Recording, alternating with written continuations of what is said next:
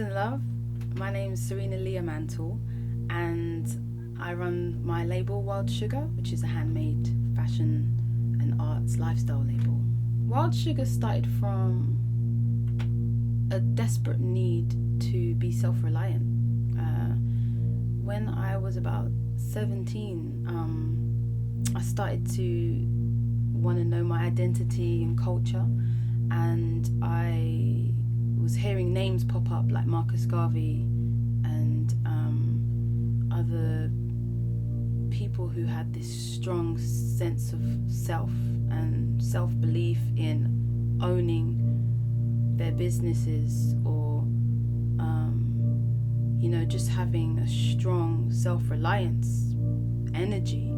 And I felt quite boosted, really, because my family come from the Caribbean, and with where they've come from, there's a lot of poverty and hard work. And Wild Suga was born off the shoulders, off the backs of my parents. And it's kind of like a rebellious spirit that's within me that says I should strive for more and not feel settled to be in an environment where I'm feeling less than the talents I've been given. So that is the birth of Wild Suga. It was kind of like an inner strength coming from my elders, my parents, to do something with my life for myself as a self-employed person.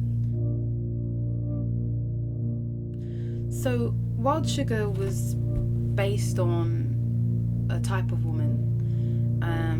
When I did my last year at university, we did a fashion show, and being a black student in my class, one of two within a full class of maybe there was like about 18, 19 of us, and very strong with culture, black culture in general, African history, very strong about that, and wanting to bring that into design because I felt like it was a missing, even having black models was a missing thing. It was a big issue for me at university, and I remember having to find my own models, and all my other classmates had industry models that came in because they didn't have any models for me.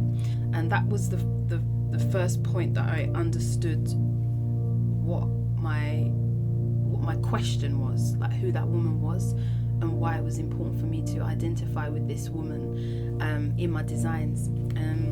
And I've always kept that woman, this kind of rebellious woman who's on a journey. She's a mother, and she translates in everything I do up to today. So she's like a healer, a spirit woman, and she's not for the system that prevents her from being free. And she kind of lives in me, and that's the Wild Suga, the wild, sweet woman. And from that philosophy branched out many creative kind of concepts. I've gone from making clothes to branching out into jewelry, into illustrations. I've personally not wanted to be just labeled a fashion designer.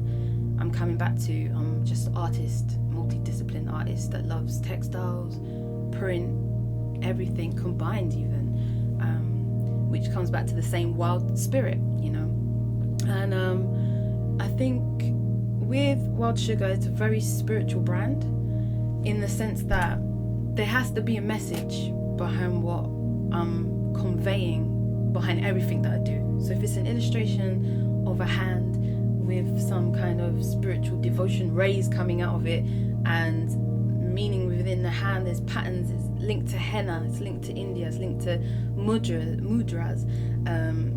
I want people who can identify with this to understand the ethos and the values and the vibes. I guess when I design, I think about people who may do yoga or meditation, like some of my friends who are herbal my friend who's a herbal nutritionist. A lot of my friends, they buy from me, and that's the people I deeply connect with on a friendship level, support me, and they got the same vibe, and it's really it's really touching to meet the right people, if that makes sense. People that understand that I'm not a mass-produced, I'm not interested in seasons, I'm not interested in mass-produced fashion, I'm not interested in commercializing what I do, and I'm very much interested in keeping things in-house and made by me. If I'm making, like, for example, a handmade card, I will print it myself, package it myself, and sell it myself in person. And that's how stubborn I am, is that I've got to be a part of the whole process. And I want people to understand when I'm giving it to them, they're getting it directly from the person who's done everything. It's not coming from China, it's not coming without a history behind it and a personality and a message. There's a person behind this, and that's very important for what I do and what I believe in. And that's pretty much the ethos of Wild Sugar. It's about the nomadic us who knows that really this city was a forest, that knows that this green land that's now concrete is the earth, and we have to remember that in the things that we are doing. And I try to do everything I do with clarity of mind, deepness of heart, and real love, basically.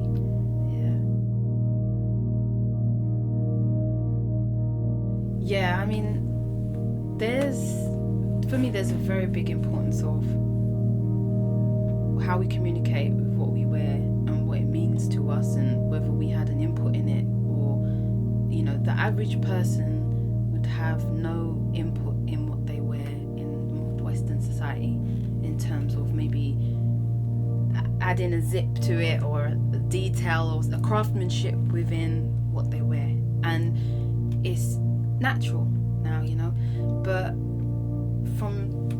there was a period in time where clothing was made by a local tailor, or, you know, the seamstress, that person that had that job within that society. There was no high streets filled with the same shops everywhere. You know, things were quite personalized and tailor-made, and when you wore something, it was fitted to you. It was fitted to your size specifically, and it was made to adorn you in a way that brings you out, and, you know, and in a way that standardized clothing in a shop that you just go and buy nowadays hasn't got that hands-on connection which a seamstress designer would have with you one-to-one. And I've found it to be highly difficult, like extremely difficult, feeling motivated and inspired when everything is handed on a spoon, spoon fed, should I say,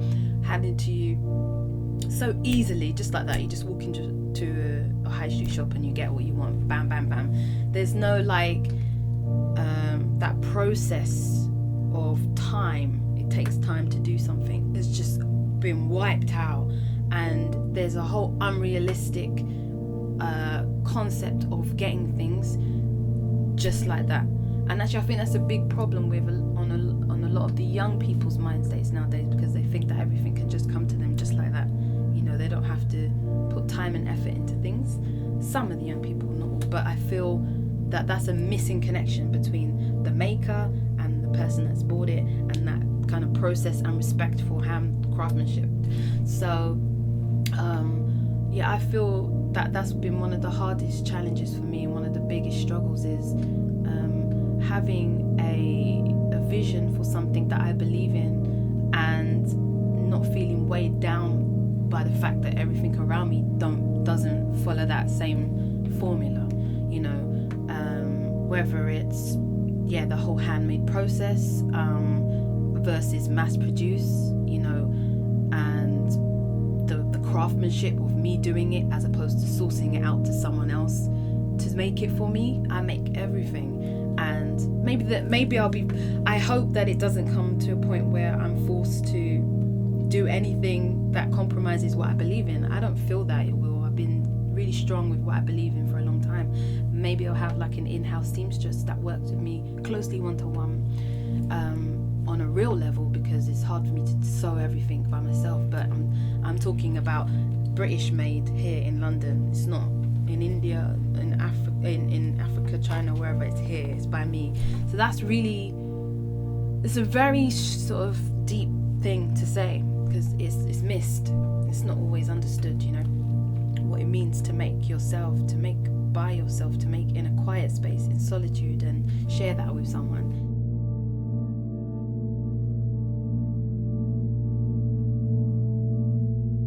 Why is what I do important to me? I mean, straight away, my soul, my vibe within came back to the essence of creation, which is kind of like, why are we here, I guess, in the sense of my own personal higher purpose is to ultimately discover love, and that love is a universal love that we share with one another, and that connection that we have with one another is why I make things. It's like making things isn't just to sit down and glorify in the beautifulness of creation, but it's like creation, what I understand is creation likes to create itself a beauty that constantly manifests itself, and it's always exploring, and it's always continuing and manifesting into more all the time. And understanding it on that higher level is what I'm doing on a daily level. It's that higher desire to manifest something beautiful, something from another place that's just coming through, you know. And you know, that is beyond any real materialistic stuff. It's kind of like an abundant joy, abundance in a different form of like money and what have you. It's a kind of deep-rooted identification of humanness through, you know, simply being and creating and sharing this life with one another. That's very important.